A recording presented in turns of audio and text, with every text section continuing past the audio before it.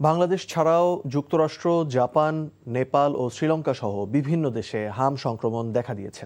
সম্প্রতি হামমুক্ত দেশের মর্যাদা হারিয়েছে যুক্তরাজ্য, কানাডা সহ কয়েকটি দেশ।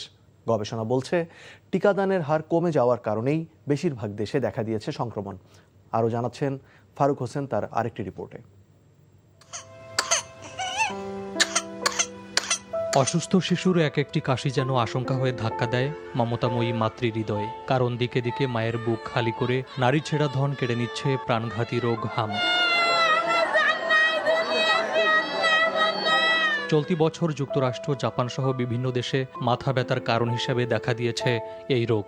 হামমুক্ত দেশের মর্যাদা হারানোর ঝুঁকিতে রয়েছে আমেরিকা ও জাপান। নেপালেও 4টি হাম প্রাদুর্ভাবের ঘটনা চিহ্নিত করা হয়েছে। 3 বছরের বেশি সময় ধরে স্থানীয়ভাবে হাম সংক্রমণের কোনো নজির না থাকলে সেই দেশকে হামমুক্ত ঘোষণা করে থাকে বিশ্ব স্বাস্থ্য সংস্থা। যুক্তরাষ্ট্রের রোগ নিয়ন্ত্রণ কেন্দ্রের তথ্য অনুযায়ী এ পর্যন্ত বিশ্বের মোট 76টি দেশ হামমুক্ত খেতাব পায়।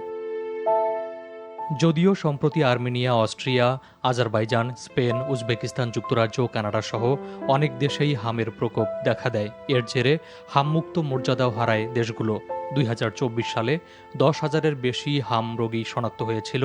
এমন দেশের সংখ্যা ছিল 10টি। এর মধ্যে গণতান্ত্রিক কঙ্গো প্রজাতন্ত্রে প্রকোপ ছিল সবচেয়ে ব্যাপক। টিকাদানের অপ্রতুলতাই ছিল এর প্রধান কারণ। বিশ্ব স্বাস্থ্য সংস্থার মতে দক্ষিণ এশিয়ার 3টি দেশ হামমুক্ত ছিল। তবে এবছর শ্রীলঙ্কায় 2 জন রোগী শনাক্ত হয়েছে।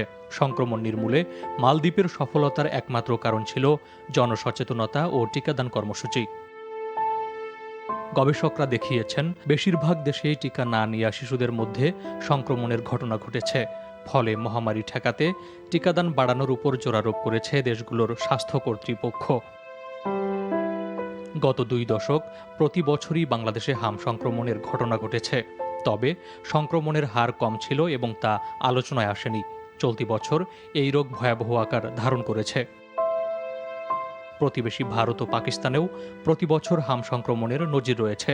দেশ দুটির মতো বাংলাদেশও শিশুর প্রাণ সংহারী এই রোগ নির্মূলে এখনও সফলতার সনদ পায়নি। Faruk Hossain, NTV international desk.